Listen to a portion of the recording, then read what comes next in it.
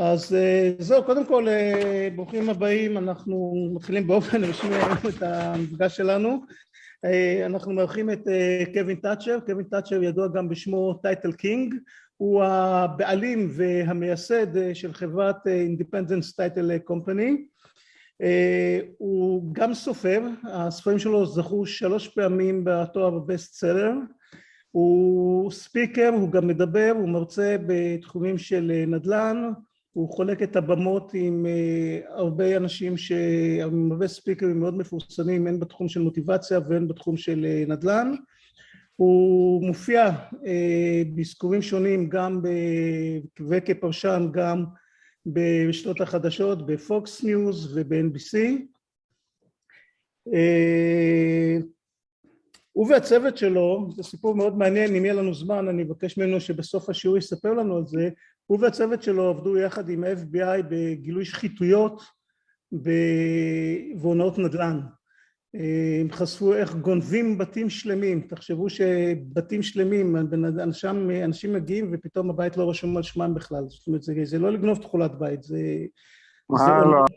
בקנה מידה מטורף, והוא הקים צוותים מיוחדים יחד עם משרד התובע הממשלתי של מדינת פלורידה ועם ה-FBI, והם עבדו על זה במשך תקופה ארוכה לחשוף את השחיתויות האלה בכל רחבי פלורידה. קווין למעשה הוא בפלורידה, מי שמכיר אותו הוא יודע שהוא גם פילנתרופ, והוא תומך במשפחות במצוקה, בילדים שעברו התעללות והוזנחו. הוא תורם למשפחות של פורשי צבא שהגיעו למצב של קשיים כלכליים, וזה מבחינת העיסוקים החברתיים שלו. ההיסטוריה שלו שהוא הגיע לפה לפלורידה, הוא הגיע ב-2001, ממש 20 יום לפני שמגדלי התאומים קרסו. עכשיו למה אני מציין את זה? כי קווין בעברו הוא היה גם קצין לבטיחות אש של הקוואן פלאז'ה המפורסם בניו יורק. הוא כילד הוא גדל בלונג איילנד, והוא היה לוחם בלוחמי האש של ניו יורק, והרבה חברים שלו שם נלחמו ב-7/11 המפורסם, בספטמבר 9/11, ומה שהוא אומר שהמוטו של מה שהוא חונך לגביו בקטע כשהוא היה בכבאים, בלוחמי האש, זה, אנחנו מכירים את זה מהצבא, זה נכנסים ביחד, יוצאים ביחד, וזה השמיש בו את כל הנושא הזה של גם עזרה לזולת, וגם בפרט, וגם בעסקים, וגם בפילנתרופיה שלו, כי המשמעות שנכנסים ביחד, יוצאים ביחד, זה שלא משאירים אף אחד מאחור. אנחנו בצה"ל היינו אומרים, לא משאירים פצועים מאחור, אז גם פה הם אומרים לא משאיר אף אחד מאחור, ובאמת הוא לא משאיר עסקים מאחור, הוא לא משאיר אנשים מאחור, הוא תורם הרבה. בחיים הפרטיים שלו הוא חבר טוב, הוא אוהב לטייל, הוא אוהב לצלול, הוא חי בחווה בדרום מערב פלורידה, יחד עם אשתו אלנה ועם הבת שלו לינסי ועם הבן שלו ג'קסון, ובואו נשמע אותו ובואו נקבל אותו במחיאות כפיים כמו שרק אנחנו יודעים לעשות. Kevin, the stage is yours, and you're welcome. We welcome our guest like this, in order not to do too much noise, and the stage is yours. Right. Thank you very much. Thank you very much. I appreciate your time. I have absolutely no clue what he just said. I hope it sounded very good and made me sound good, but I understood a few words there. But thank you for inviting me on today. And I appreciate the opportunity to be able to speak to you. As he read my bio and explained a little bit about me, I'll cover a couple of things about me, but more importantly, I have a list of about 10 or 15 questions that we brainstormed together that we wanted to be able to just kind of get the answers out there and educate you a little bit, maybe tell you something you didn't know, maybe help guide you in the right direction. When it comes to buying real estate. A lot of my stuff pertains to Florida. So if you're doing business in other states, some of the laws may be different. Some of the processes may be different, which we'll talk about a little bit. But for the most part, this is everything that we do in Florida. So as Yossi said, I was a firefighter up in New York. I moved down from New York just 20 days before 9/11. So obviously, as you can imagine, it was a very emotional moment for me to be living in a brand new state, brand new job, brand new family, had no idea anyone down here. And all I wanted to do was move back up to New York to go help, my fellow brothers and sisters. And the reason I like to share that is because when you're doing business in real estate, it's very important to make sure you're selecting people that I always say are on your team, right? Because you may not know everything about lending. You may not know everything about inspections, about building code violations, contractors, and the same goes for title insurance. So you need to make sure you are working with people that you like, you trust, someone that's going to stand behind you. And not when things go well. I always like to say that because a lot of people think, well, I've done 15, 20 closings and I have never had a problem. And that's great because normally you won't have a problem. But the question comes down to when you do have a problem, who do you turn to that is going to look out for you and protect your money, protect your home, and protect your financial wealth. And that's what it really comes down to. So my history of being a firefighter, I always say we go in the deal together, we leave the deal together, and we'll never leave anyone behind to make sure we protect you as well as every other party in the transaction. I did author a couple of books. You can go to the website. You see at the bottom there, titlerate.com. You can download. There's the audio book. There's the hardcover book. There's the PDF, Kindle copy, or the actual book. If you're local in Florida, you can always shoot me your address in a direct message on social media or via email, and I'll be happy to put a copy in the mail to you so you can have a copy of it. There's some pretty cool books, some things just to learn, little tips and tricks and things that other people just don't want you to know in the business. Why? Probably because it may take money out of their pocket, but we wrote a whole series on just how to educate you on how to be a better investor, how to be a better real estate agent, how to be a better person. So the book on the bottom right, Rescue Your Business, was a self-development and business development book. So if you're interested in it, I'd love your support by that. All the proceeds of our books all go to charity, every single one of them. So a little bit about me. So I opened this company back in 2003. So I moved down in 2001. I didn't do title insurance at first. I was in the mortgage business. So I was a mortgage broker. Then I decided to get my real estate broker because I didn't like the way the real estate brokers were doing business. So I said, well, what if I can just do a mortgage for a client, find them the house, and provide both services to them. So it worked out very well. And then I was doing closings with the title company, and I said, they're always making mistakes, and I'm the one that's getting blamed because my client obviously is looking to me as their expert. So I opened up a title company, and eventually I started doing all three. I would take 1 or 2 clients a month. I'd help find them the house. I'd help do their loan, and I'd help do their closing. And it was great, but you can't scale a business that way. There was no way I was going to scale a business. So eventually I decided to move into strictly title insurance, probably somewhere around 07, 08. And that's what I've been doing ever since. 2 of those books that you read are best-selling books. What does that really mean? Just means a lot of people have downloaded it, read it, find value in it. So hopefully you'll do the same. So I've been doing this for a long time, all right, 20 years. I moved down in 2001, and I've been in all aspects. And I like to share that because there's a reason, because most title companies that you're going to work with when you have the opportunity have a hard enough time explaining to you title insurance. Like, what is title insurance? Why do we have title insurance? Do I need title insurance? A lot of the questions that we're going to be answering throughout these slides, most title companies cannot answer. So the reason I share that is because I not only can answer the title questions, I can answer the real estate questions. I broker over 1,000 real estate agents at a local brokerage here. So I help them. I'm a licensed real estate broker. So I'm what's called a non-competing broker with them. So I have about 1,000 agents under management that I broker them. I help them answer their questions, help structure their deals. And when things go tough, I get involved and help them. So I've been involved in all sides. I can see it from every angle. Sometimes Yossi will call me and I can give like a different side of the story.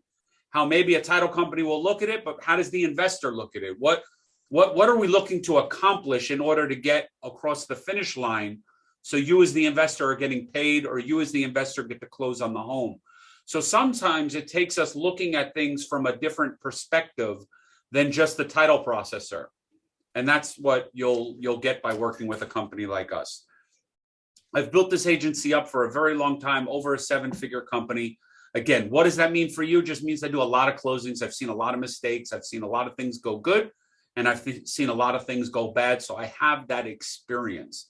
And at the end of this presentation, if you have questions, I'll be happy to try and answer them. If I don't know the answer, I'll get you the answer. You can always I have the chat bar up, so you can always put a question in the chat bar as well, and I'll be happy to answer any questions you have. And over the last few years, I've closed over 15,000 transactions. Some I've closed personally, some my office has closed. Again, so I've seen just about all. The last thing I want to end with before we get into something is everyone needs a mentor in this business. I'm assuming most of you are on here because you look up to Yossi as an expert in what he's doing. He's been in this business a long time. He's successfully closed deals. So I always add my mentor in. My mentor, his name is Patrick Bet-David. You may know him, you may not know him. If you've never followed him, you can go to his YouTube channel called Valuetainment. You can look on our YouTube channel. I had him on our podcast just when COVID hit about 1.5 years ago. So I encourage you to just look him up.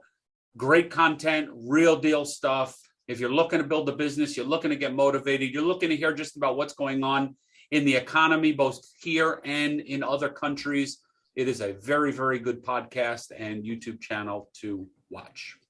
So that's a little bit about me. Hopefully you learned a little bit. Now we're going to get into a little bit about title insurance. So as I said at the beginning, we kind of slated about, I think you'll see 10 or 15 questions. Yeah, I could put the mentor. Let me put it in here. Patrick, David, and his YouTube channel is called Valuetainment, everything value. So it's great. So let's talk about what is the role of a title company. What do I do? How many of you have actually closed a deal with the title company? Has anyone, or are you all pretty new? So a couple of you. So 3 or 4 of you have actually closed the deal.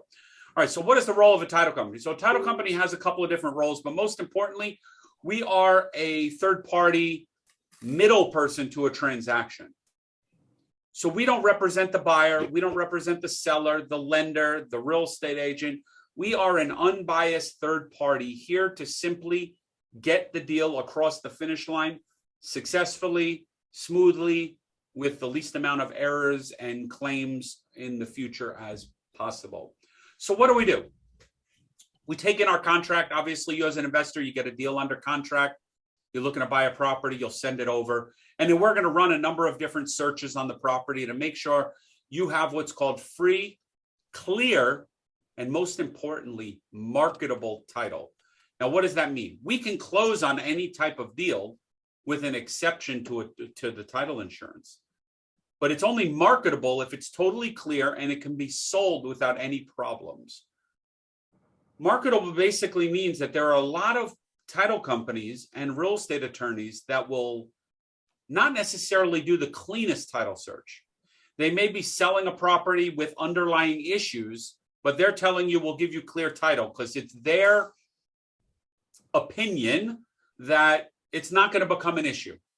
So it could be an old mortgage from 20 years ago that they never foreclosed on, and they say, you know what, this property has sold 2 or 3 times. No one ever said anything about this mortgage. We're going to just list it as an exception to the policy, and we're going to give you clear title. It's not necessarily marketable title. So again, the success of a closing comes down to who you choose to do business with. Now, on the second side of things, which we'll talk about actually on this next slide here, we talk about escrow services. So every contract in the state of Florida, in order to be a valid contract, needs to have some type of deposit up. $1, $10, $100, $1,000, $10,000, it doesn't matter. But you need to have money up in order for a contract to be valid. So we hold money for all of the parties in what's called our escrow account. This is an account that basically we do not make a determination whose rights to the money it is. You have a contract, you put money in escrow.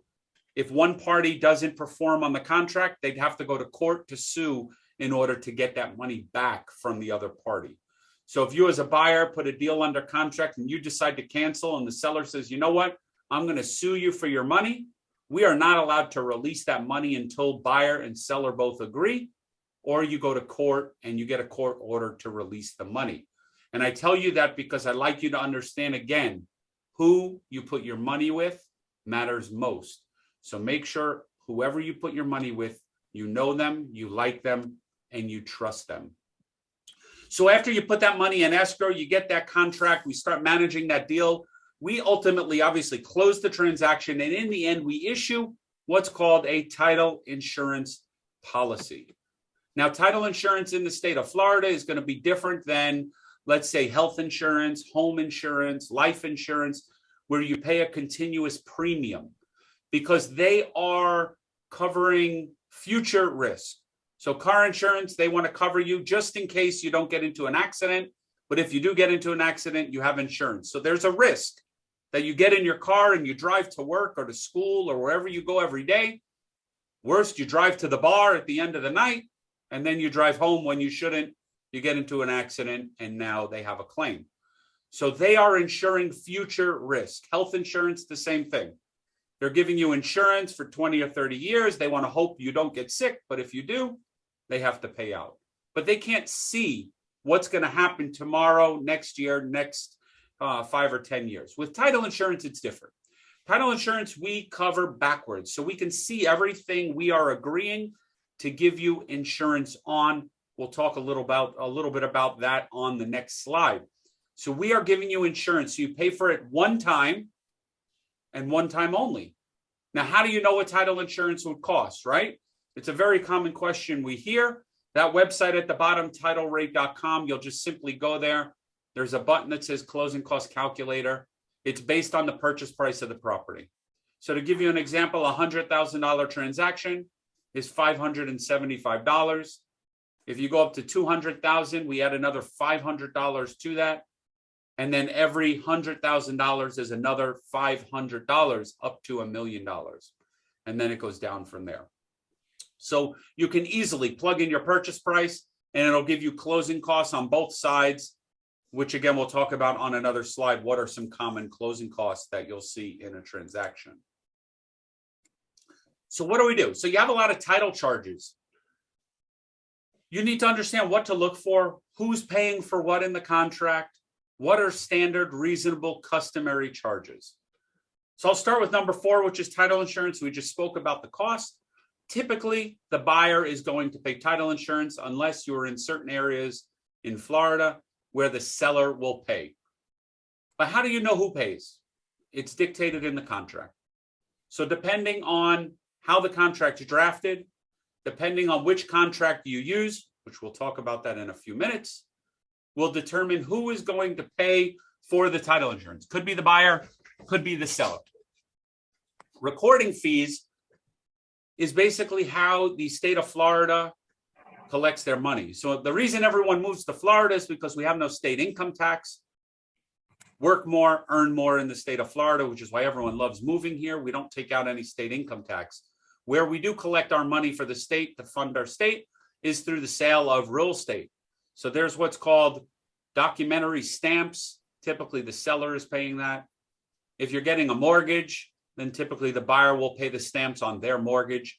Again, all of those charges are standard, customary, not negotiable, and you'll see them on that closing cost calculator.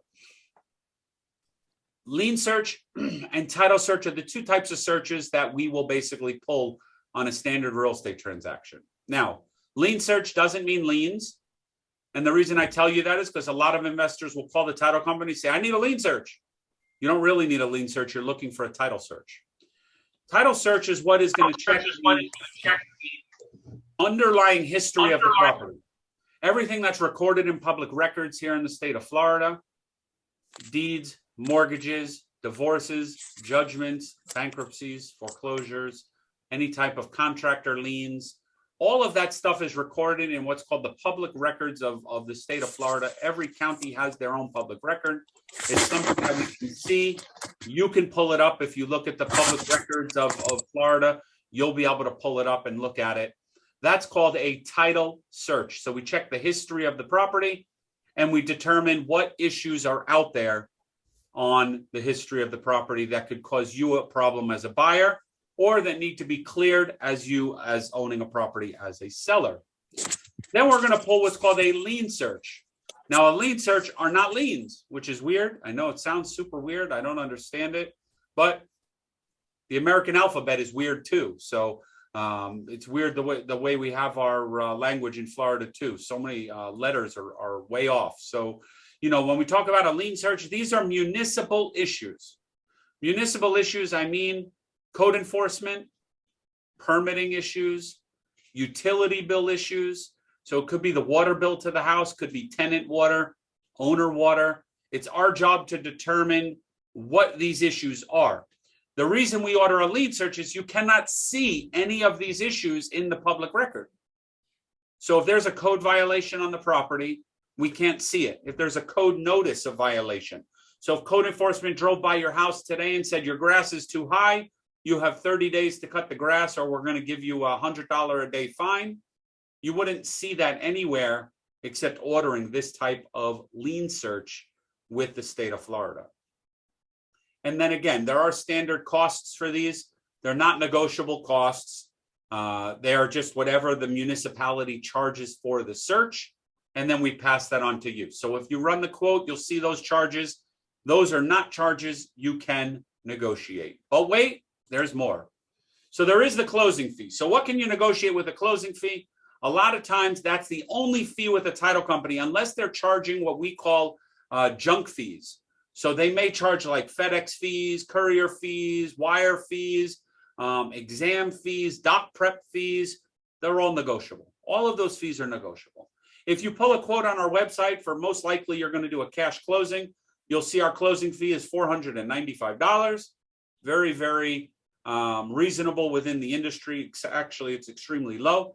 Some people charge $795, $1195, $1495, but that is really the only fee that is negotiable. Now, if you were to call me at $495, I wouldn't be able to negotiate that fee. That's the way we make our money, unless you're doing a very large deal.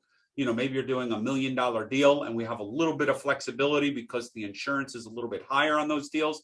But for the most part, $495 is a great fee. If you see someone charging anywhere from $795 down, that's usually a reasonable and realistic fee for a cash closing when you're closing on a deal in Florida. Anything more than that, you can typically ask for a reduction. There's no requirement for them to. But as Yossi and my good friend David says, is that the best you can do? You always ask them, is that the best you can do? Maybe they'll be willing to reduce their fee a little bit. Maybe you're a good client and you close multiple deals and they'll be able to reduce that fee for you by a couple of dollars. You don't know if you don't ask. Now, one of the big questions is always, do I need title insurance? And what does it cover? So how many of you has anyone ever closed on a property with no title insurance? Nobody. So title insurance is typically, I tell people, like I'm in the title business. So obviously I want to sell title insurance. I will tell you, I've had one title claim personally from not having title insurance. So I'd never do it again. It's not a smart move for, depending on the size deals you're buying. Let's just say it's a $100,000 deal, even a $200,000 deal. It's not really smart to not buy title insurance for $1,000 to take the risk of that investment that you're buying for $200,000. It doesn't make sense. You're not paying it yearly. You may try and lower your car insurance, lower your coverage a little bit because it's expensive. Maybe your house insurance, you lower your coverage a little bit. Title insurance, there is no lowering your coverage. It's either you buy it for the purchase price or you don't. And it's not very smart. So what does title insurance cover, right? That's usually a big question a lot of people ask us. It covers from someone coming back and saying, I have a right to the property you just purchased.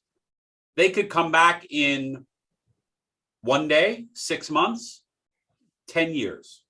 So the one title claim I had was 10 years later, they came back and put a claim to the property. It was a valid claim and I had no coverage for it. It was something that the title company we did the closing with back then missed. They missed a mortgage on a property. The seller didn't say anything at closing. They continued to pay the mortgage for 10 years because it was a line of credit. It was a home equity line of credit. They probably didn't even realize it was tied to the property.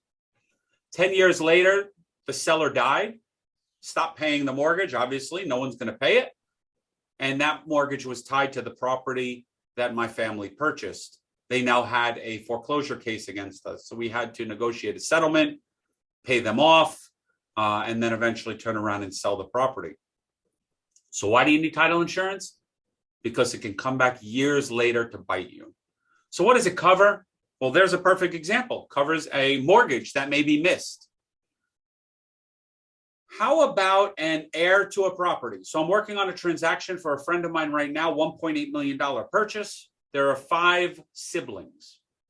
What if one of the siblings, what if there was a 6th one?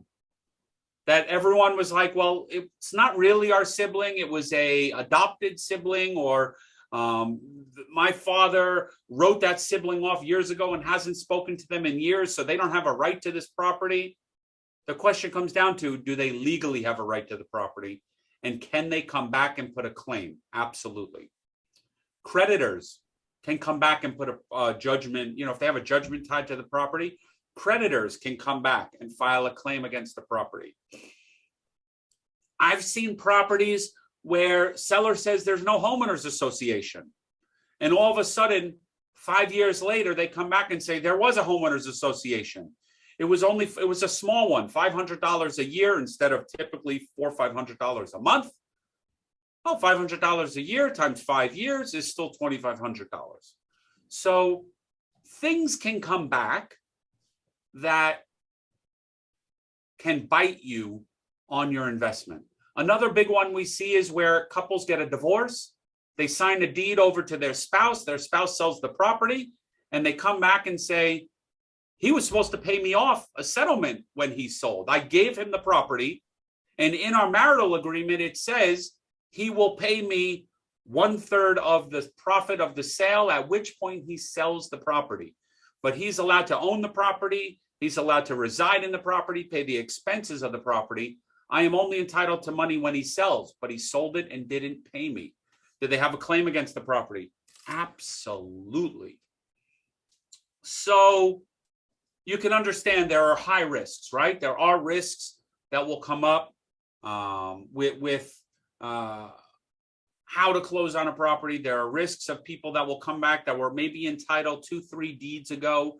There are people that will come back, and I don't know if you saw the case in Florida where the person bid at the courthouse auction, and there was a townhouse like this. They wound up buying a little piece of grass like this that went straight through the house. Again, there was a mistake. Title insurance would cover them if they thought they were buying one thing and they bought something else. In that case, they bought it at the courthouse auction, so there was no title insurance. I had another client that bought a foreclosure, and it was a house and a pool. The bank, when they did the initial closing with the seller, only secured the mortgage against the house. It was actually 2 lots. It was the house and the pool. So when they went to foreclose, they only foreclosed against the lot, forgetting about the pool because there was no mortgage on the pool. It was sitting free and clear. Then all of a sudden, a year later, the old seller that got foreclosed on goes back to the buyer and says, get out of my pool. You're swimming in my pool. It's like, what are you talking about? I've been paying the taxes on this pool for the last, whatever it was, 5 years. He's like, no, I bought this in a foreclosure. They're like, no, you only bought the house. So the bank made a mistake. The buyer had title insurance, but they opted not to get survey coverage. So again, they had a title claim that was denied. So sometimes it's worth it, but you have to do business with people you know, like, and trust to make sure you have the right amount of coverage and the right coverage for what you're looking to buy. So in this case, we did the closing. We made them sign a hold harmless saying you agreed not to get a survey of the property. If they would have gotten a survey of the property, they would have seen that the pool was not included in what they were buying. But unfortunately, they chose not to get one. So they had to pay that homeowner off. I think it was $35,000 for the pool. And then the owner deeded it back to them. So the seller got lucky.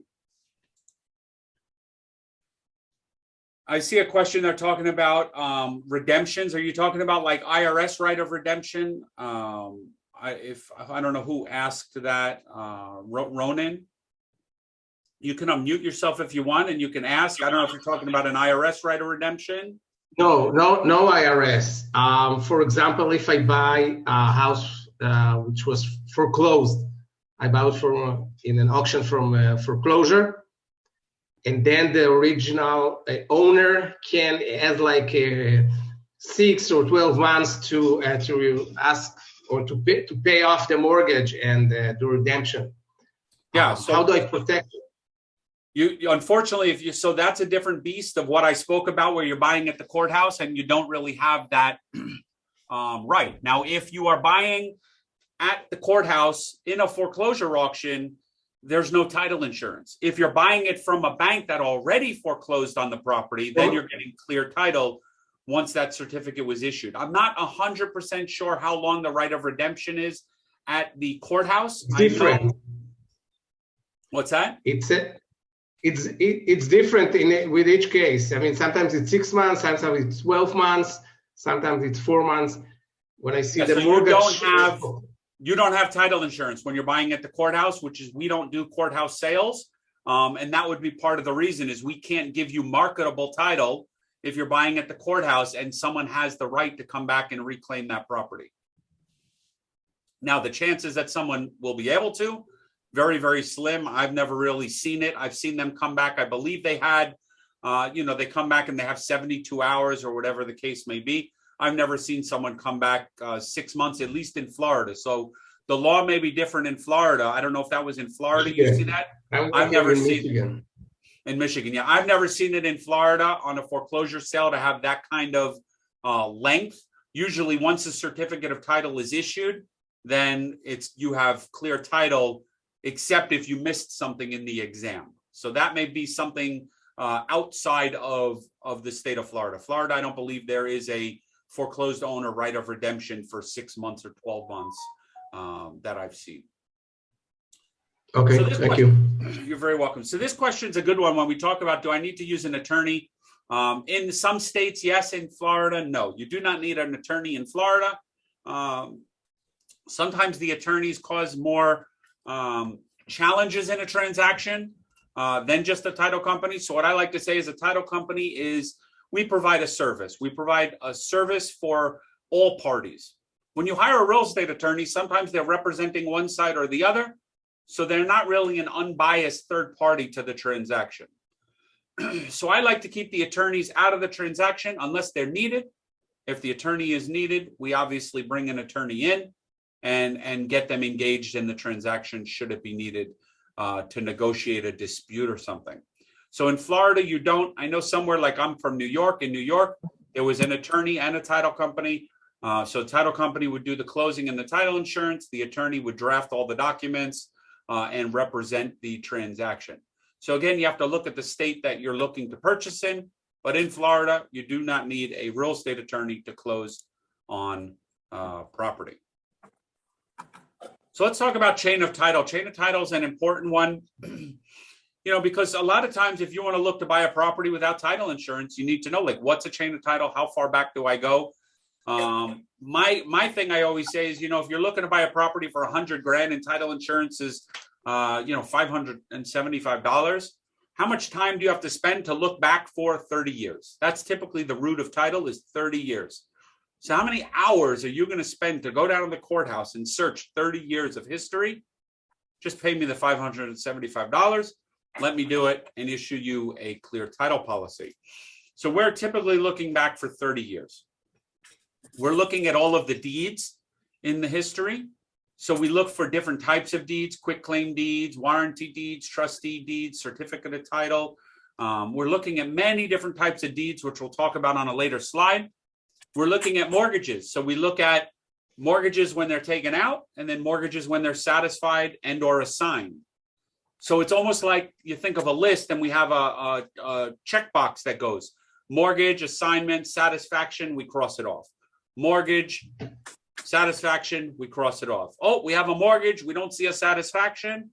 That's a requirement then for us to pay off. And we ask the seller, hey, what about this mortgage? We look at the deeds. We want to look at these deeds and make sure they are valid deeds. So they are signed, dated, witnessed, notarized, recorded properly, recorded in the proper chain. So we're looking at that. We're looking at divorce agreements. We're looking at homeowners association documents to see what are the requirements. Is there, like, you buy a condo in Florida and you need to have what's called a certificate of approval. So we're looking up in the public records to see, do we see certificates of approval? Is it required? What's called right of first refusal with an association. So they have the right to buy the property first before you're allowed to sell the property. Did they ever do that? No, but they have the right to do it. So there's a lot of things that we're looking at in the public record to see who has rights to the property. Is there access to the property? Meaning, are you able to drive onto the property with a driveway, or is there property that has no access? You have to use someone else's property to get on your property, and what rights come along with that. We look at boundary line disputes. We look at easements with the utility companies. So who has the right to come on your property? And we disclose that to you. So could it be the electric company, the water company, and they have the right to come on your property? A perfect example of this is a property I just bought. I bought a 3-acre ranch, and all of a sudden, about 2 months after we closed, my wife messages me and she goes, they're starting to take our fence apart, and they're mapping out an area that they're going to be digging on our property. And I said, what are you talking about? So we went out there and she spoke to them, and they were going to put a big transformer, an electric transformer, 10 feet inside my property fence. So we asked them, where do you have the right to do this? They said, oh, we have an easement to do this. So I looked up my survey. I looked at my title. I said, well, yes, you are 100% correct. The previous seller did sign an easement to give you the right, but you're outside my fence. You're 10 feet from the street, not 10 feet from my fence. And I looked at a lot of other houses in my neighborhood where they did this because they're putting underground lines. And sure enough, a lot of the houses, they went inside the fence and put this huge electrical transformer inside the fence. They didn't have the right to do so, but nobody challenged them. That's some of the stuff we look up. That's some of the stuff we understand. That's some of the stuff we educate our clients on what to look for. Because imagine they put this big electrical transformer where your kids are playing on your front lawn. Although it's locked, who wants it there if it doesn't belong there? So we look back 30 years, make sure you have what's called clear and marketable title. So let's talk about, how do you choose the right company to work with? Well, in Florida, you don't need to know anything, but call me. All you have to do is call me, right?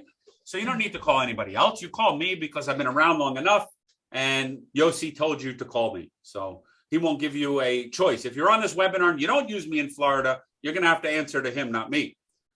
But there are many things you want to look at when choosing a title company, even if it's not me in Florida. First thing I always say, who's your best friend when you're looking people up? My friend Google. So you always want to look up Google and say, do they have a Google business page? Not only do they have a Google business page, do they have a website? Do they have reviews? How many reviews do they have? The first thing I always do before I use anybody is I look them up on Google, and if they don't come up, I don't use them. Are they licensed in the state that they want to do business with? Now, again, these are all things, like if you go to my website, you'll see on there, if you go to our staff, you'll see a hyperlink to my license, all of my other agents that are licensed. You'll see all of that right on our website. Most title companies don't do that. So you'll have to ask those questions, but you want to make sure they're reputable. How long have they been in business? How many claims have they had? Do they have more than one licensed agent working at the office? Do they have more than one underwriter? But I always still default back to Google's my friend. Do they have reviews? And how many reviews do they have? I don't know how many we have right now, but I think it's well over 200 reviews. I think we have a 4.8 or 4.9 rating. There's always those few that leave Like one guy left a 1-star review because we forgot to take a picture with him at closing. I tried to reach out to him. I said, hey, I'll hire a photographer to come take a picture. I'm sorry. I would never want that experience. Never even got back to me. I tried to turn it around. So there's always those few. But you're never going to see the ones, you want to be careful of the ones that say they don't respond. They messed up my deal. They caused me to have a claim. Anything like that. Or worse, there are no reviews. So they got to have reviews. They got to have a website. They should have a couple of employees at their office, not 1 or 2 people. They need to be appointed with a national underwriter. We have 4.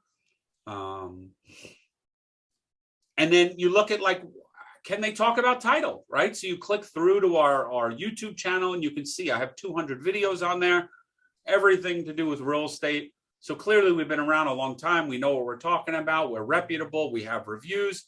So you can rely on us to handle your closing. Not everyone is the same way. So you want to make sure that you're researching people before you pick. And this goes for any state. And probably even if when you're doing business, if you're in Israel and doing business, you have Google, you look up people you want to do business with to make sure, are they a legitimate business? Have they been around? Do they have a reputation? And will they serve your purpose right? One of my favorite topics, I speak a lot of this topic at the local real estate clubs. So there's all of the local real estate investment clubs in town, and I speak at most of them talking about double closings and assignments of contract and the difference between the two. So there are pros and cons to each, right? There's, like with anything, right? When you have 2 different things, there's always a benefit to one and there's a downside to one. There's a benefit to the other and a downside to the other. So double closing sounds like what? A lot of money, right? Because there's 2 closings, 2 sets of closing costs, way too many people involved. So again, it's one of the downsides, right? A double closing, yes, there are 2 sets of closing costs, but you do have the ease of control of the deal. As opposed to an assignment, you kind of lose control when you hand that over. So double closing is going to be two sets of closing costs. It's going to be 2 closings. You're going to have to fund the first one. All stuff we work through. So someone would say like, well, why do I want to do a double closing, right? What would be the point of doing a double closing if there's so many negatives? The positive is that if you're flipping a vacant lot that you're buying for $20,000 for $60,000, do you want to tell that buyer you're making $40,000? Probably not, right? So the benefit of a double closing is the ease of not having to disclose how much you are reselling that property for, because you have a contract with the seller for $20,000 and you have a contract with the next buyer for $60,000 and they never see the contracts. So that's a big benefit. And I usually tell people if you're exceeding your profit by more than a standard real estate commission, so let's say 6 to 10%. If you're making more than 10% on a property, you probably want to use a double closing. Why take the chance? If you're making so much money, why take the chance of that buyer backing out, saying no, saying you're making too much money? I've seen too many investors lose money because they've disclosed how much their profit is, and the buyer beats them up to lower their price. So it is 2 closings. Now, an assignment of contract has the opposite, right? So what's good for one is bad for the other. So an assignment of contract is 1 closing, 1 set of closing costs, 1 piece of paper. But what's the downside? You have to disclose your profit. So if I have a contract I'm buying for $20,000, I have to go to you now and say, hey, investor, I want to assign this contract to you. My fee is going to be $40,000. And they're going to be like, wait a minute, you're buying it for 20, I'm paying you 40 and I'm buying it for 60. I don't like that. Give me a better deal. So now your 40 just went to 30. So now your profit just went from 20 to 30. So you're not really making as much money as you thought. So part of it you have to realize is how much money am I making, and do I want to disclose my profit to who I'm selling it to? Now, the flip side on an assignment is sometimes you are released from liability. Sometimes you're not released from liability. Again, it depends on what contract you use. which we'll talk about on the next slide. So again, the benefits, 2 sets of closing costs. So with an assignment of contract, you only have 1 set of closing costs. Assignment of contract, you do just basically net fee. So if you're buying it, you're assigning it, you make a net number. So if you're buying it for 20 and flipping it for 30, you make $10,000 clean. You don't pay closing costs, you don't pay taxes, you don't pay anything. You basically just walk away with that $10,000.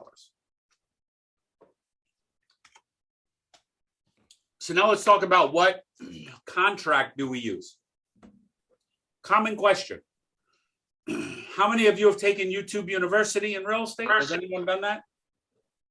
So a few people go to YouTube and they want to find out YouTube University. You can learn everything on YouTube.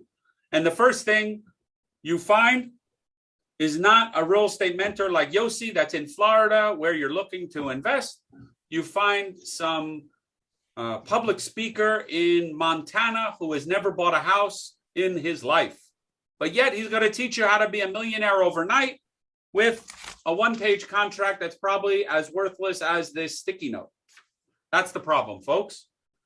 So the most successful investors use the FAR bar contract, which in Florida stands for Florida Association of Realtors. FAR are the Florida Bar Association. So it's written by realtors and it's written by attorneys. It is a long form and there's a lot of legal stuff in there. But the most successful investors are using it. So I always ask people why. Because they know what they're doing. The contract is good for all parties. Now, can you use that 1-page contract that, again, as I said, is as worthless as this sticky note? Absolutely. When will it become a problem? When the deal falls apart.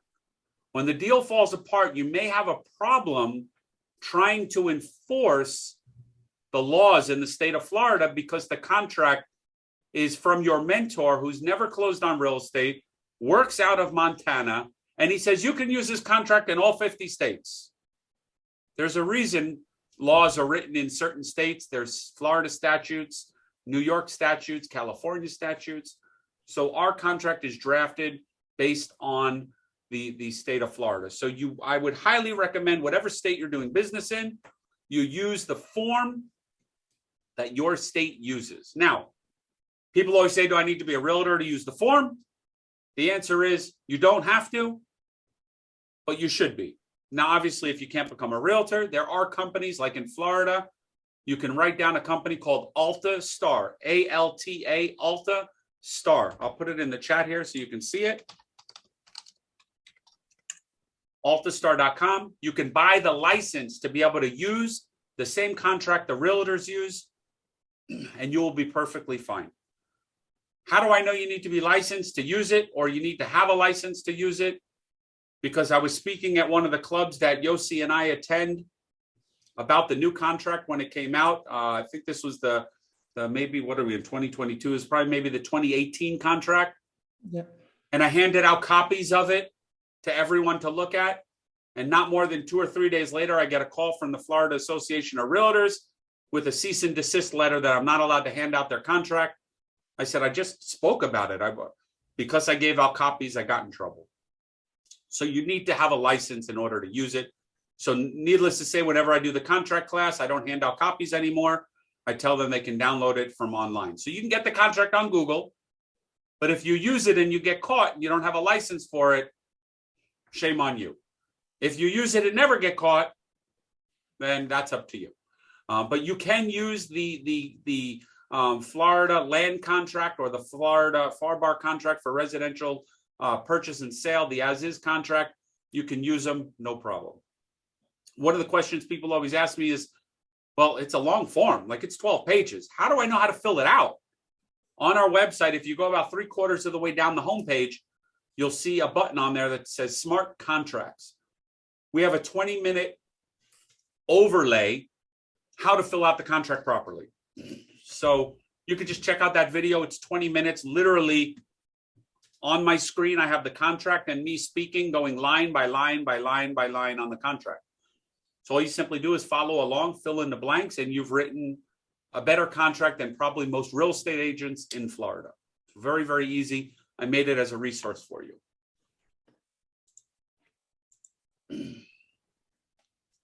So what is a HUD, now known as the closing disclosure, and how do we know what to look for?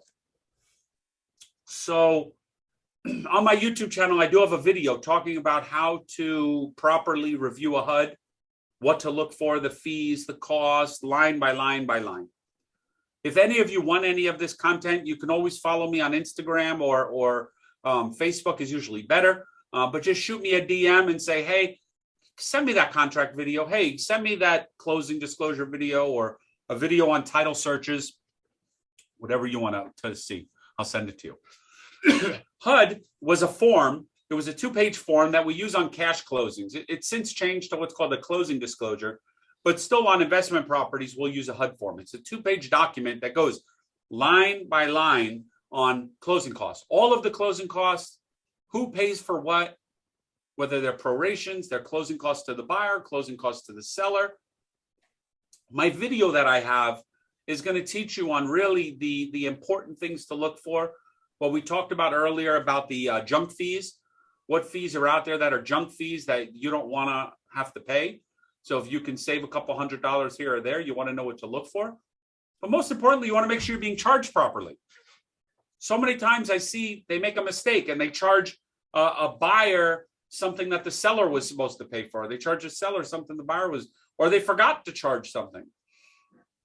So you want to know what the closing fees look like. Closing disclosure, there's a video on there. I'm not going to go over that one with you. That's if you're getting a conventional loan. It's a 5-page document now. It's very, very lengthy. And that was more done for disclosure to the consumer. They did it as a consumer protection disclosure. As with everything in America, we left it up to the government to make the form, and they totally screwed it up, messed up the closings, and it is probably the worst change they ever did. I never understand why they don't come to us and ask, but they decide to make things up themselves, and it just really never works. So the closing disclosure form, it just does nothing but confuses people. It was supposed to give the buyer all of the documents and everything done 3 days before closing, but everything is still last minute, so it didn't accomplish that goal, and just added a much more confusing document. So the HUD, when you're going to look at it, there's going to be 2 lines, buyer, seller, very easy. Buyer pays this, seller pays this. But again, most title companies mess that up. Most title companies charge things they shouldn't be charging. They'll charge the buyer for the title search when it should be the seller. They charge the seller for the lien search when it should be the buyer. They forget to prorate taxes. They forget to collect for unpaid taxes. There's a lot of things. So by understanding how you can better perform as a real estate investor, how you can know what to look for, just like filling out a really good real estate contract, it makes you a better investor. It makes you a more connected investor, a more intelligent investor, to ask the right questions. So when you call that title company, you sound super educated on, I know what the closing costs are supposed to be. Why are you charging me this? The contract says this, but you have it something different. And now they look at it and they go, wow, no one's ever questioned me that before. Yes, of course, because no one ever looks at it. So by understanding what the charges are, my video that I have is really great. I mean, besides putting it up on the screen and going over line by line with you, it's tough to explain to you that way. But you'll see line by line who pays what expenses. And at the bottom, that's basically the total. So if you've ever seen a HUD, it'll come over and saying, I'm buying a house for $120. I have $10,000 in closing costs, so that's now $130. I'm getting a credit for taxes for $1,000. That's now $129. I get a credit for my $9,000 deposit. $120 is how much money I need to bring into closing, which is what's called cash from buyer. And on the seller side, it's the same thing. I'm selling for $120. I have a payoff of a mortgage, payoff of taxes, closing costs. Bottom line, it will say cash to seller. So it's just checks and balances. It's like an Excel spreadsheet, checks and balances all the way down. We do have the clients that always come in and manually calculate it with a calculator to make sure it's right. It's a form. It's always right. It's just a calculator. So any questions, let me know on that one. One of my favorite ones, I know Yossi likes this one. Can we use a blind HUD for closing a real estate deal? I will say that it's not illegal to use a blind HUD. It's not illegal to use it. A blind HUD basically means that we black out the buyer's side and the seller's side from each other. So if you have an assignment fee and the buyer's paying a $5,000 assignment fee, you don't want the seller to see that. It would be a list of closing costs for the seller, a list of closing costs for the buyer, and each party does not see the other side. So the question comes down to, is it legal? No. It's not, I mean, is it legal? Yes, it's not illegal. Is it ethical? Is it preferred? That's debatable depending on who you ask. I'm always a big fan is if you ask me to hide something, there's a reason. Now, you may not have a reason, but I just as a standard in our business, if someone's asking us to hide something, we don't like that. We always like it full disclosure, let everyone know what's going on. If you're afraid they're going to question it, maybe you shouldn't be doing it. Then maybe you would do a double closing. But some investors like it that way, so you can always find a title company that will do it. We just had a client email me today asking, in order to release her deposit, is it the law that we need a signed release and cancellation? I said, well, I don't know whether it's the law or not, but my company, we require it. But if it's not a law, I said, I don't care. It's my company. I will not release it without a signed release and cancellation. So whether it's my policy or it's the law, my company, that's how we operate. So this is how we operate here in Florida. I'm just going to grab a bottle of water. So that's how we operate in Florida. And that goes with a lot of things. So, you know, title companies and attorneys make up their own rules. And as long as it's legal, you may find different people do things a different way. We did talk about the different types of deeds. Again, very, very important. Most of the time, you're going to see a warranty deed. Now, what's the difference between all these different types of deeds? These are the three that you're going to basically see. There are different variations of a warranty deed or a special warranty deed. Could be a trustee's deed, could be a personal representative's deed, but they all come with warranties.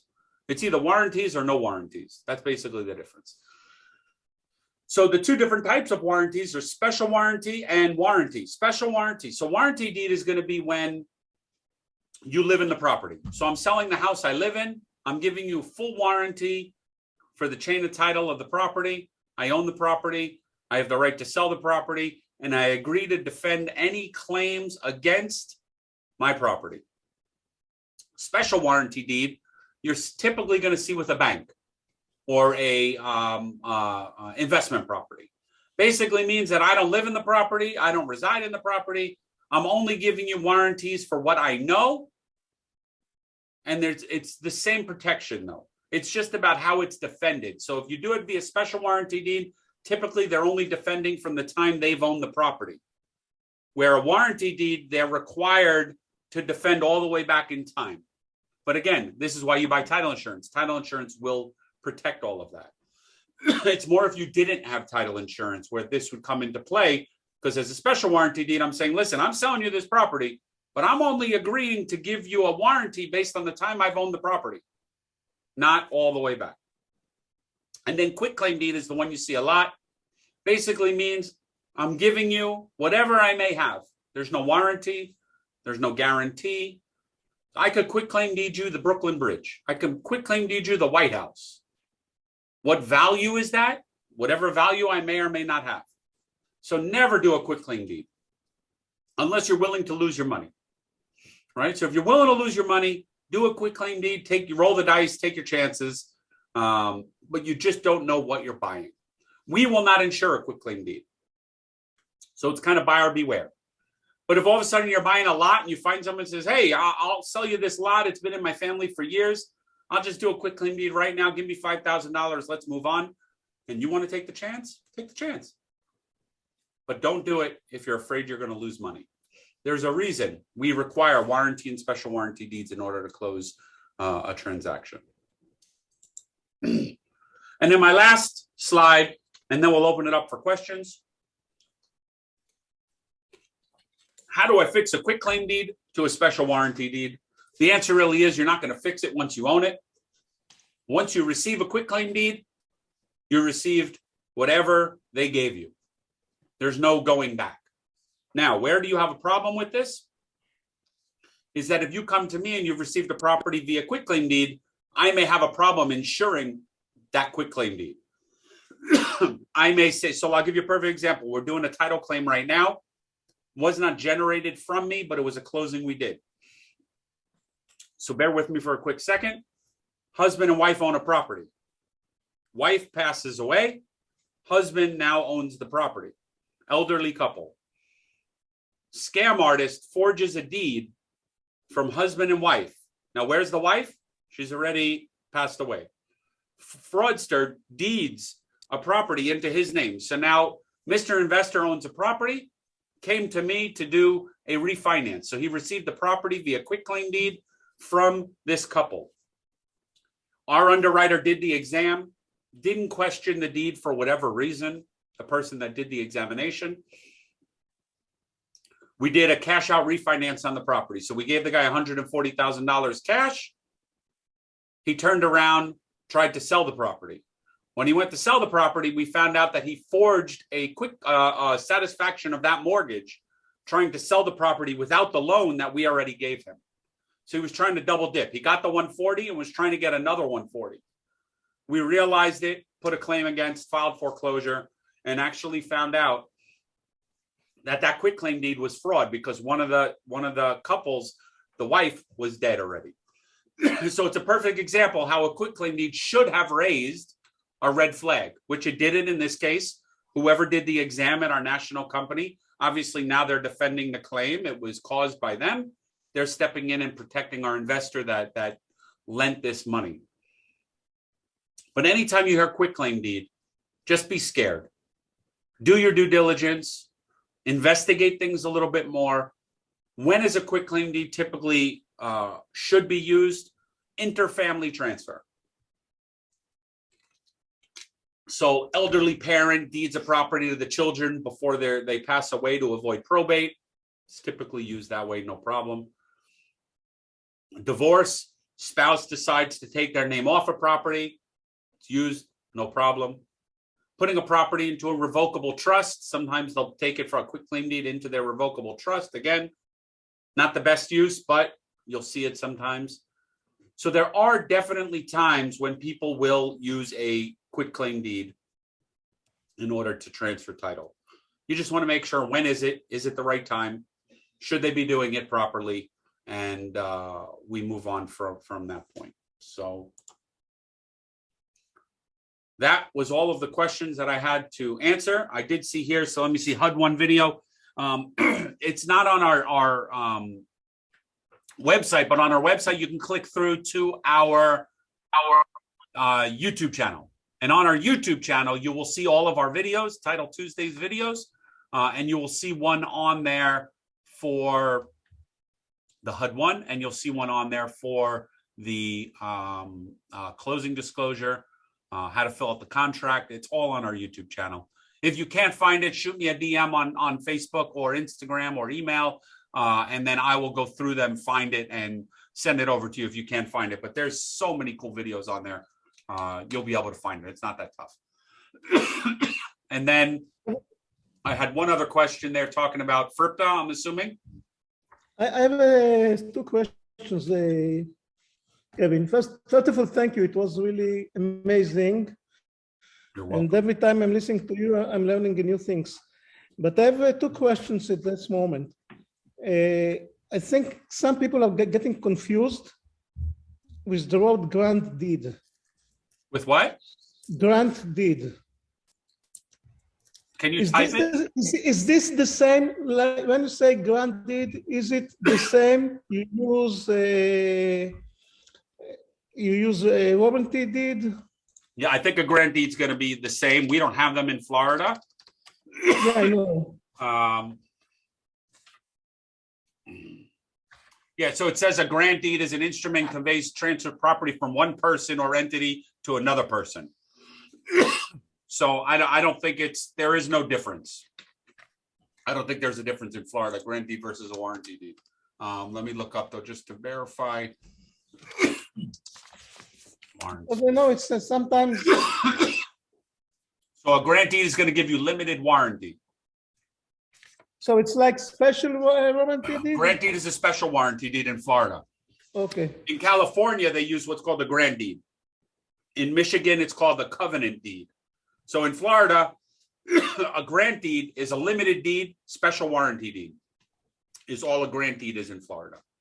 Okay, got it. Now, at some points, you know, investors buying properties, land mostly also from tax auction.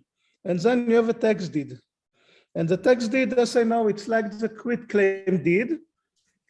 But there is in some point, you can clear it and to change it from a tax deed to warranty deed. Yes. So what you're talking about, what is the process to do so? Yeah, there's two things you can do. So the first thing is you file what's called a quiet title suit in court. It just takes a little bit longer than the second process I'll talk about. But it's basically you're just doing a quiet title suit in order to get marketable title in order to do a closing. So if you buy it and you wait 4 years, you're fine. So in other words, if you're buying a bunch of land and you're buying them at the tax deed, you wait 4 years and you don't have to worry. But if you want to sell it before 4 years, you have to either do a quiet title suit, which is a lawsuit, quieting the title. Basically, you go through the judicial process in order to make sure the property is yours.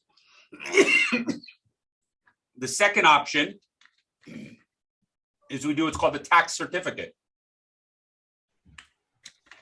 So we go through a process. We have an insurance policy that will issue a certificate. So they do a bunch of research and then they issue a certificate saying, we agree this property is okay.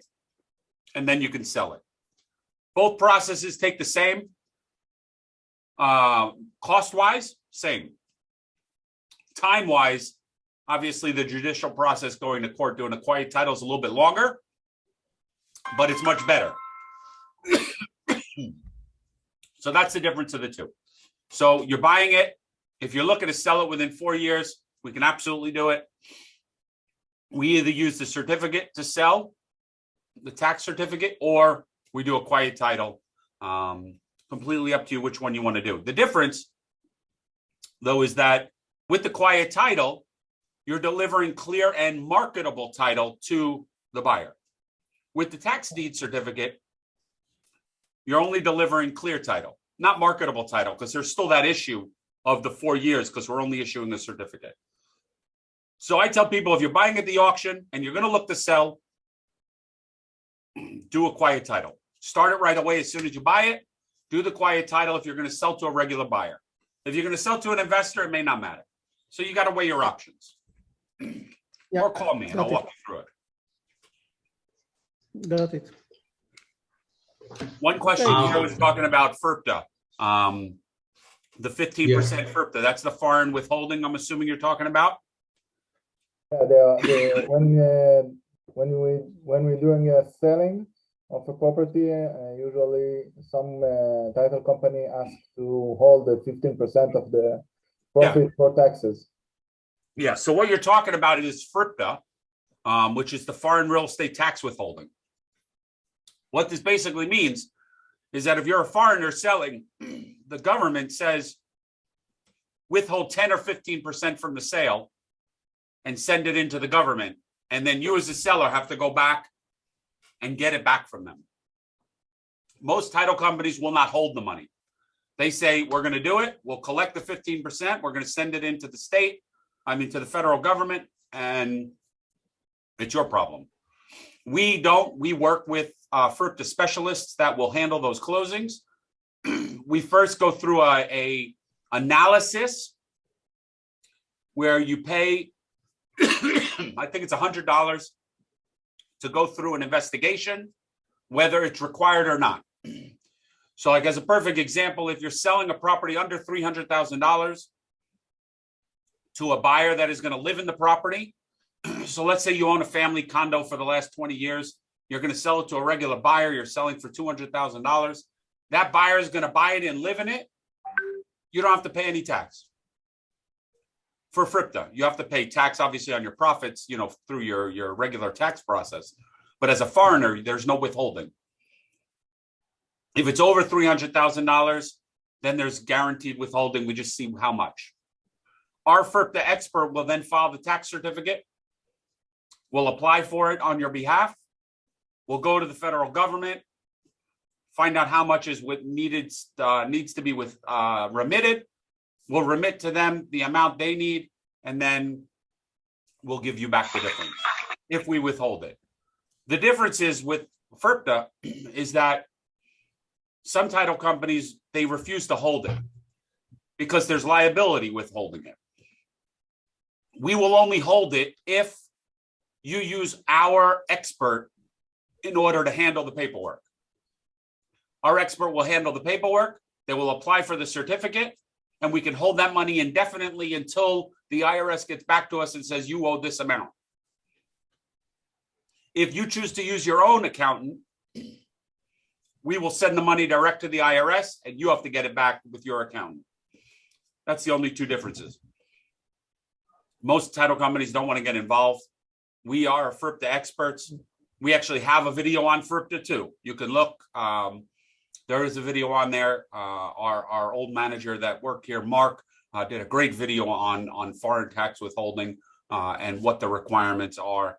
And we close those deals at least 1 or 2 a month with foreign withholding. I have a question. What else? Yes, can you hear me? I can. Oh, okay. Can we use the standard state purchase agreement for assignment? I mean, not specifically in Florida, but just anywhere. I mean, yeah. So can you use? You're saying can you use what the regular? Well, I mean, you have to use the regular, yeah, the one that realtors are using. I mean, in Florida, yes, you can use that with an assignment because there's a clause in there that says, "Is this contract assignable?" And you check yes or no. So if the contract's assignable, then yes, you can use the standard FAR realtor contract. And then if it's assignable, yes, then you can use an assignment to assign that contract. No problem. In a different state, I can't give you the answer, whether it's assignable, not assignable, what contract. But in Florida, yes, as long as the contract has a clause in it that says it's assignable, and there's a two-part for the assignability. It's, can you assign it, yes or no? If yes, are you released from liability? That basically means that once you assign it, your buyer steps in and puts up their deposit, you get your deposit back and you walk away. And if that buyer closes, you get paid. If the buyer doesn't close, you walk away, no liability. If you're not released from liability. Can you say it again? Yeah, absolutely. So the clause in the contract says, first, is the contract assignable? Yes or no? Yes. So if it's not assignable, you can't assign it. You have to close. You have to do a double closing then. If the contract is assignable, are you released from liability? So it says, contract assignable, yes or no? Check yes. Is the buyer released from liability? Yes or no? If you're released from liability, your buyer that is now stepping in puts up their deposit, you get your deposit back and you walk away. And when they close, you get paid. If you are not released from liability, your deposit has to stay there. So if your buyer walks away, your deposit's there. You have to now step back in and close because you're liable still to that contract should they not close. So that's the difference. That's the clause in the standard FAR real estate contract. Okay, excellent. Thank you. You are very welcome. And I think I have a video on assignment as well. I did videos on almost everything. I have right behind where my camera is, I have a full green screen studio that I produced all those videos. So if there's something you don't see, let me know. It's probably there, and I'll send it to you if you can't find it. What about earnest money that the buyer put the earnest money and he didn't want to go further with the contract? He wanted to terminate the contract. but he violated the contract because we passed the expire date. So me as a seller, am I allowed to keep the earnest money without mutual release signed? Yeah, so it is a good question. The deposit is not automatically released. So it's funny because I was just telling you about a client that messaged me. So I asked my attorney just to be sure. And he said, as an escrow agent, you have a duty to both parties. If the seller is not agreeing to the cancellation, you cannot release the money. Same thing with the buyer. So without a signed consent, I can't just release the money. So even if your buyer walks away, I can't just give you the deposit automatically unless they agree to. Unless it says in the contract automatically agrees, right? So if they don't close by this date, I agree to automatically release my deposit without further liability. So there is clauses you can put in there to alter the standard terms. But as a standard, if your buyer defaults and they're entitled to lose their deposit and you're entitled to keep their deposit, you put a claim on it and you have to go through that process. Okay, thank you. I have a quick question. Can you hear me? Yes, who is that? Oh, yes, I see. Okay, I was trying to figure out, I was trying to see who was talking. Yeah, I'll raise my hand so you can see me. I suggest maybe we'll close the sharing, then you can see everybody in a larger screen. It will be much easier. There you go. Yeah, now it's much easier to speak and to see all the people. Oh yeah, I can see everybody. Okay, sorry about that. So I have to be honest with you. You know, I did around 10 closing with title companies. Every time I had a closing with a title company, I never said, "Oh, this was a great closing, no pain, quick close." It was always issues with title companies, but I kind of lost hope. But until I'll find a really good one. My question is, hopefully none of them were me. No, only in Nevada, not in Florida. Oh, okay. They always, tiny mistakes that they sometimes it's a pain. So my question is, some states require title companies and either a title or attorney, and some states you cannot do closing with title. You can only do closing with attorney. Is it the same? And my first question is why? Why not letting title company dealing with the closing with escrow account and everything, and attorney has to do that? And how would I find a good one? Just like you said, finding on Google, reading your reviews about him. Could you explain a little bit about the difference between a title company and an attorney that does the closing? Yeah, absolutely. I think we spoke about it, Sagi, in the beginning of the conversation. So I did. I'll give you the Reader's Digest version. No, I did speak about it earlier, and I know he's recording it so you can get it. But basically, every state is different. So in New York, there's a title company and an attorney. The attorney drafts all the legal paperwork, reviews everything. The title company does all the labor, all the closing, and issues the title insurance. In Florida, it could be either. An attorney can be involved, an attorney cannot be involved. Just the title company can do it, no problem. Why it's one way or another in different states has to do with the law of the states and probably problems that they've seen. In Florida, we're very lax in Florida, right? We allow anyone to do pretty much anything in Florida. That's why everyone in the world here, everyone in our state has their real estate license. So we allow anyone to do anything here. So you can be an attorney, you cannot be an attorney, title company. And the difference of how you're going to find one, A, Google, B, all of the real estate investor forums. So you go on the different forums for the area and say, hey, I'm looking for an investor-friendly title company in this area. Mm-hmm. Now, if you go on all the forums for Florida, I would say 9 out of 10 times, that question is usually answered with my company, usually by multiple people. So you'll get 1 or 2, 1 or 2, 1 or 2, and 10 for me. 1 or 2, 1 and 10 for me. So that's how I get a lot of my business. So that's what I would encourage you to do, is see who would comment on who is an investor-friendly title company in that area you're looking to work. We cover the whole state of Florida, but if you're in Nevada, you look up a real estate investor association meetup or Facebook group in that area, looking to meet an investor-friendly title company. There is also a website called Investor-Friendly Title. Let me look it up and see.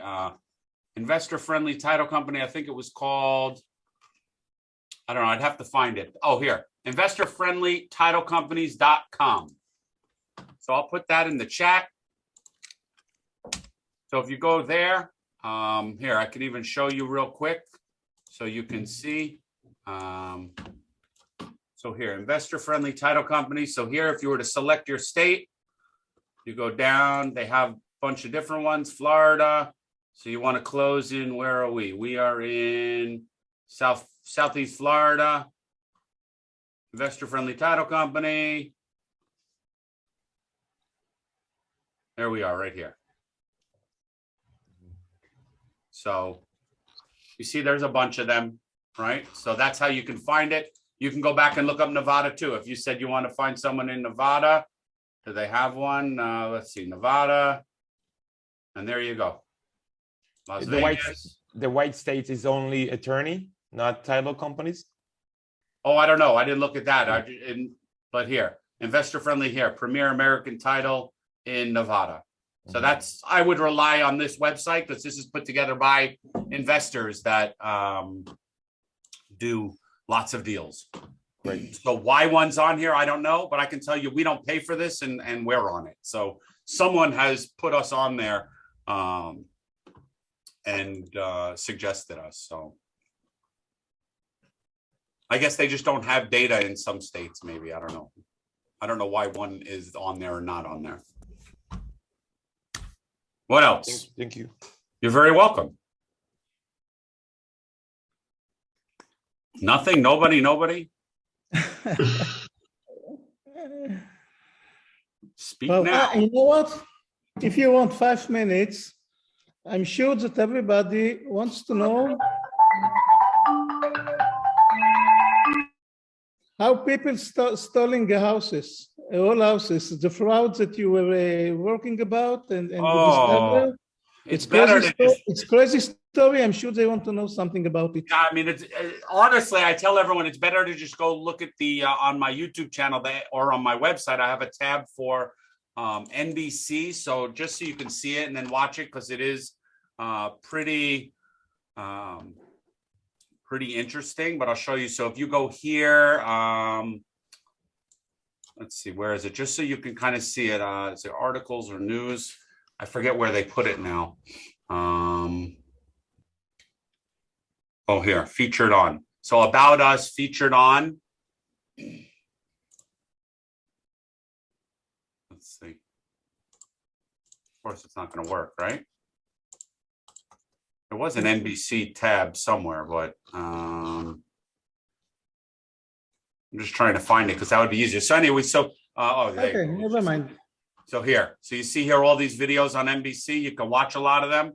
But basically, I mean, we've been with the FBI, the state attorney, the district attorney, all the local people. We've done home stealing scams, lot stealing scams. I think a lot of you are buying lots, right? Are you buying lots now?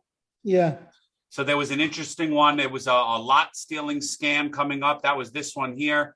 But again, it comes down to the title company really understanding what to look for, what we were seeing. So in the case of the lot stealing scam, we realized that the seller would only deal with us via email. They wouldn't pick up the phone and talk to us. They wanted to get the documents notarized on their own, where we require to send them with our notary. So there's a lot of different red flags that we pick up. So by watching those videos, you'll be able to see. But we worked with the FBI on one of them where we did a huge scam where the seller came in. Now the guy's sitting in prison. They did a huge takedown. We had 6 different agencies here, and there were cops with AR-15 rifles behind the conference room ready to jump in because the guy was a convicted bank robber. And he came in to do the closing, and I had to sit in the conference room with him. And then as soon as he left, they took him down. So he's in prison right now for, I think, another 7 or 8 years. But again, it comes down to who you do business with and who you trust, and who you're choosing to align yourself with. But for us, it's just looking up, it's seeing the red flags. We look at the English. How are they typing? Depending on obviously who they are, where they are, if we've never talked to them, I mean, it could be off, but that's just a red flag to say, hey, let's look into it a little bit more. Or do they have an out-of-state ID? Questions a little bit more. Are they asking us to send money overseas? Questions a little bit more. Will they not let us send our own closing notary to them? Because we can send a notary to them to do the closing. We always prefer to do that. Or we do an online notary. Again, if they question that and they're like, well, no, it's not going to work, then we always question that. If we see quitclaim deeds, we question that. So we have a list of red flags that we're looking at that you wouldn't really know. So this one right here that we talked about was the scam for the seller that was selling the lot in Miami. And then you'll see on there, if you watch the video, where we caught the person. They were selling tons of lots here and in Cape Coral.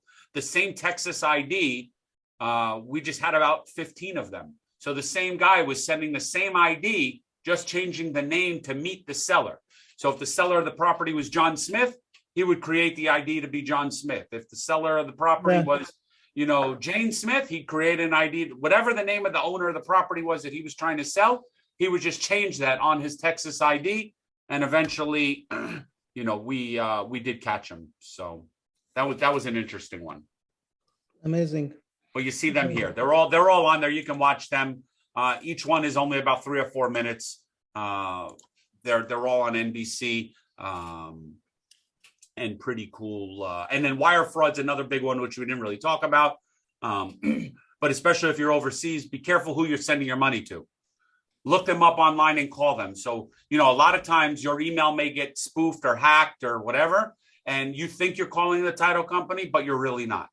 So before you send money and you receive instructions via, like if Yossi sends you my wiring instructions, always Google my number on the internet, call the number you see on Google, and verify the wiring instructions. Don't rely on the email that it's sent from. Don't rely on the phone number that's in the email, because you could be calling a Google Voice number that they can answer. Independence Title.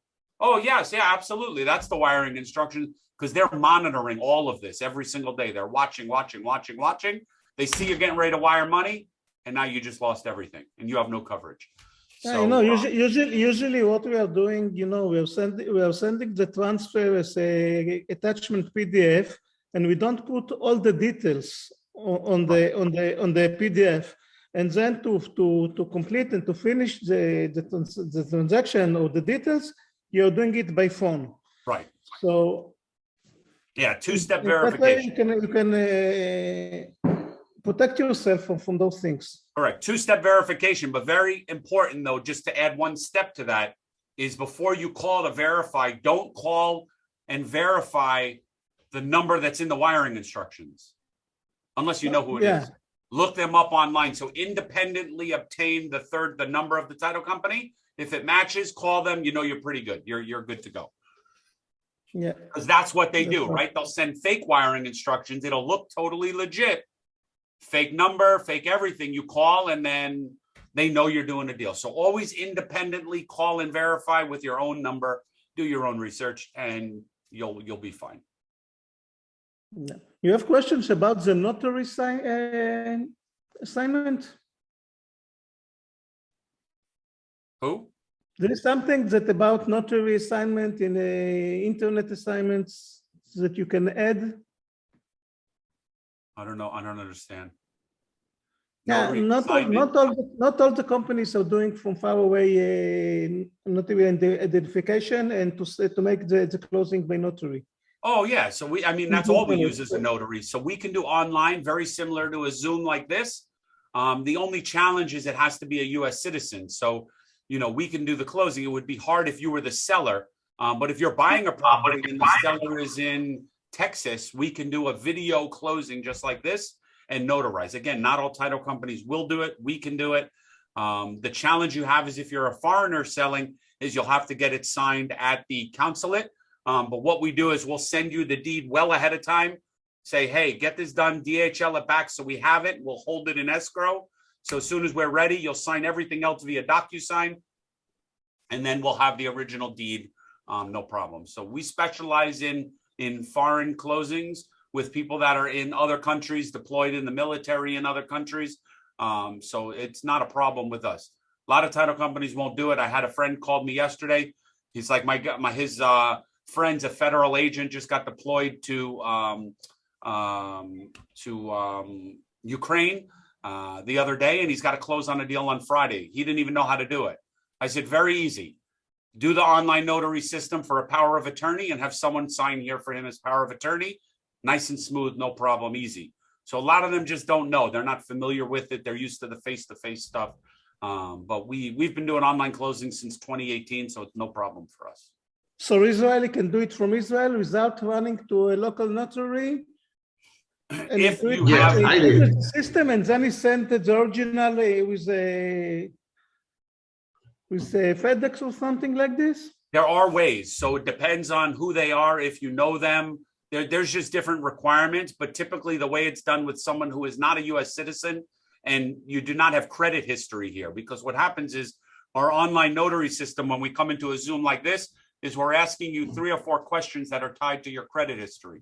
So what street have you lived on out of these 4? What car have you owned out of these 4? So it's a soft pull on the credit. If you don't have that, then what we're doing is we email you the documents, you get them signed at the consulate, and then they send them back. And the reason how I know is because Israel is the only place where they put these, they put like this seal on the paper, and then they crimp it with like, has anyone seen that? They crimp it with like a metal ring. Sure. We can't scan them. There's no way to scan them and send them into recording. We have to rip the papers to do it. So that's how I know we get them back from Israel all the time, because they have this, like, it's like a gold crimp where they poke a hole and put them all together. So definitely. Are you familiar with the Pavasso? This is happen only in the console. But if you're going to a local notary, it's you don't need the gold ring. It's just the red band. The red band. So it's fine. Yeah, we do it. No problem. We scan them all the time. Are you familiar with the Pavasso service? That's an online Pavasso. I just sold the property a week ago, and I signed online through a Pavasso service. That's the service that which the title company used. Pavasso, yeah, online notary. I see it. Yeah, Pavasso, P-A-V-A-S-O. It was amazing. Yeah, so that's the service we use. Now, how did they verify your ID? I showed them my passport. Yeah, so a lot of underwriters will not allow that because there's no security setting. You just basically hold up your passport. So there are companies that do it. That's obviously one of them. We use a different one. Ours is called Notarize, which is the platform we're using. But I will actually, I'm going to take this one and send it and have the person that does it in my office look at it and see what she can find. It has to do with our underwriters allowing it. So if our underwriter doesn't allow this service, then we can't do it. Why would maybe because they know me in advance. Yeah, there's higher risk, right? There's just higher risk if we're not actually certifying the ID. But I always say the same thing, like whether you're sitting in front of me with a notary or with a passport, or you're holding it up in a camera, what's the difference? The passport's the passport. I can see it the same on camera as I can if you're sitting next to me. So I'm going to look into that and see if that's an option. Yeah, it was both camera and the passport. Yeah.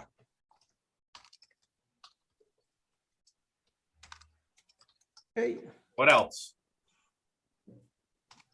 Wow, Kevin, is there anything specific we need to pay attention when we are selling and buying lands with respect to? No, normally it's use. Usage of the property is the most important one. You never want to buy a property that you think you're going to be able to build on and you can't. So use is the most important one, but a lot of that you're not getting from the title company. You're going to get that from the county or the building department directly. But that's usually the biggest one. Other than that, boundary lines, I always tell people get a survey to make sure what the boundary lines are, because it's hard to tell when it's a bunch of vacant land. So, you know, a property survey is something we can order for you. And that's really it. Usage and boundary lines, and you're pretty much good, because typically there's no utilities there. So we just run a title search, a lien search. You would get a survey if you want one, and then you can look up the usage just depending on what you're looking to do with it, to make sure that you have the right to, whether it's commercially zoned, residential, townhouses, you know, what you're allowed to do with the property.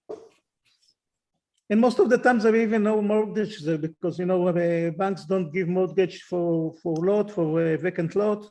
And the only situation that they give you a loan, it's when you are really start to build, and then they are escort the building process.